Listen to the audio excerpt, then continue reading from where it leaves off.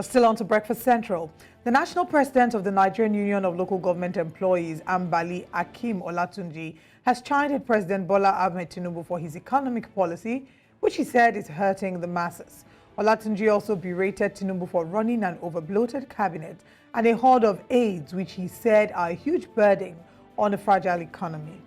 The NULGE boss condemned the removal of fuel subsidy without a mitigation plan and stated that the current economic policy of the administration is hurting the poor and vulnerable, adding that the president needs to understand the plight of the people. Now, joining us this morning is the national president, Nigerian Union of Local Government Employees, NULGE, Comrade Ambali Akeem Olatunji. He is also the national treasurer, Nigeria Labour Congress. Good morning, and thanks for joining us, Mr. Olatunji. Mr. Olatunji, can you hear us? Yeah. All right. Good morning. Thanks for joining us. Clearly. All right. Great. Let's quickly get you to confirm, the statement by NULGE. What exactly are their thoughts with the new administration? And what would NULGE say to people, a person who says to them that they are being impatient? They should allow the Tinubu administration to do the work that it's here to do. Well, we believe that part of the job the president has to do is to mitigate the harsh effect of the economic policy fostered on Nigeria by the previous administration under President Muhammadu Buhari. You recall that towards the tail end of his administration, they implemented some policies that are anti-people, like change in the currency of the country, and also they also brought in place erratic supply, or a petroleum product. And that is why Nigeria started suffering, and the standard of living of Nigeria become poorer. That is why we believe that the incoming of the new administration will bring succor to Nigeria, not continuing the harsh economic policy initially implemented by previous administration. But we were shocked that on the day of inauguration, the president, without even studying the current economic indices, announced in a single breath that subsidy is gone. And with that announcement, prices of goods and services in Nigeria skyrocketed. And we believe that as a new government, when you are coming in new, you should settle down in office and also look at the implication of such economic policy, because a statement by president is a law. So, and without putting in adequate mitigating process and solutions, that has continued to render Nigeria more poorer and more pauperized, and there are hardship and suffering in the land. And we keep waiting that palliative will be distributed, wage award will be released, and again, conversion center from PMS to CND will be implemented. Up to now, nothing has changed. And Nigeria continue waiting. People are dying. People are suffering. And that's why NULGE has to call on Mr. President that it is time now to do an in-depth analysis of that economic policy and immediately roll out palliative to Nigeria. We were told that 2 billion were released to state. How do you know that nobody benefited from it up to now? We have not seen what is, we have not benefited from it. And the situation continues. People are becoming poorer by the day. And as a government must be for the collective good of the people. Absolutely. So if we are saying Mr. President should be allowed to settle down to do what he is supposed to do, is bringing life standard of living more better, not part of what he is choosing to do. So it came in May, June, July, August, September. Nothing has been done. We can't continue to wait until all Nigerians die. All right, let's also still explore this conversation even further. There's a statement that has been credited to you, and I'd like you to further expand on that. He said, if the government is serious about bringing development to the people, they should ensure granting financial autonomy to local governments so that we will be able to activate the various departments to bring good governance to the people. So we'd like you to further expand on that, what it means for Nigeria, what it means, what this financial autonomy, what it would look like for the local government. Yes, what we believe is this. NULGE has been leading the campaign for actualization. Opinion that there must be political autonomy for local government. I listened to your opening speech when you are talking about the huge amount of money being committed to conduct of election. We realize that local government elections across the country cannot be called a transparent, credible, and acceptable election.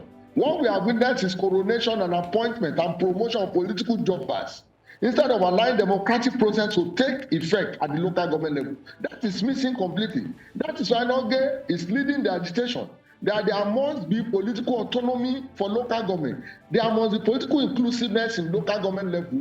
Local government should be an incubation center for political leadership, so that cream la cream, those who have achieved seasoned technocrats and economic investors can lead the political space at the local government level. As of today, there is no credible election conducted in local government. So NULGE is leading the agitation to include in the activities of INEC conduct of election. What we have witnessed is a charade. It's not an election. When you have party green at the helm of affairs at the state, all the elections at local government will be party green. If you have party C, it will be party C. Does that reflect the political wishes and aspirations of Nigerian people? Definitely that is no. That is not correct. And when you see election conducted in such thing, you see a mixture of different political parties coming up to victory. So we say that if we must get it right at local government level, local government political autonomy must be granted so that those who are competent, who are accountable to the people should be allowed to lead the political space in the local government. That will give a sense of belonging in government and transparent political process. We have the opinion that the potential autonomy of local government that was eroded by Section 162 of Nigerian 1999 Constitution as amended should be deleted from the Constitution. Money meant for local government, federal allocation should be credited directly to the account of local government. Mr. Olatunji, in the interest of time, I remember for President Buhari did try to enforce that in 2017, I believe, with the NFIU directive, but I'm not sure how well it went. But yes, political and financial autonomy for local governments, I'm sure a lot of Nigerians will agree with that. But I also want to ask you, so the final question, what happens next? Is the NLC and NULGE and maybe other bodies, will they be going on a strike? Will they be protesting against the current administration's policies to, of course, drive home the message? What steps will NULGE be taking next? Yeah, the higher organ of the Congress, Nigerian Labour Congress, National Executive Council met and decided that unless the president take urgent action to bring support to Nigeria, to review the harsh economic policy that has pauperized Nigeria and rendered them crippled economically, the labor movement shall embark on strike come 3rd of October. And all affiliates of Nigerian Labour Congress, all affiliates of Trade Union Congress shall embark on this strike. It is now incumbent and onus lie on Mr. President to engage labor constructively, to leave this aesthetic approach to resolving critical issues. Sit down with labor on or before that time, resolve, come out in clear terms, is palliative policy. And we are expecting him to talk about creating CNG conversion center, minimum of 15 in each state, so that individuals will be able to take their petrol consuming vehicle to that conversion center and convert to CNG, which is more affordable and is more cleaner and is available in Nigeria abundantly. The conversion will cost for 4-engine plug nothing more than 320 to 350. But looking at the aspect of importing buses to Nigeria to convey people cannot go far. That is a child play to what we are witnessing. We are practicing in Benin. In Benin, we have CNG conversion center where people take their vehicle and convert, and they are running well. That cannot cost more between per liter, more than 150 naira to 200 naira. So we have the opinion, labor is the opinion that will go a long way to bring support to Nigeria. Number two, we believe that retirees on paid gratuity, that's not the fact that it was contributory, that were diverted by various employers of labor, should be looked at. so that these people will not be allowed to die in penury. 50% should be paid across board to them. Again, the wage award should be looked into. Workers can no longer go to work. They can no longer feed their family.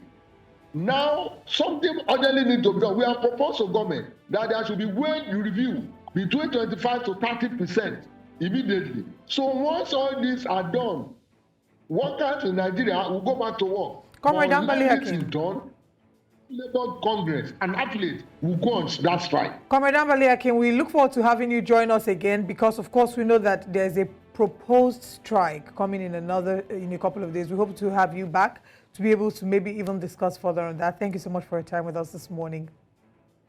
My pleasure. All right. Thank you for having me. Thank you.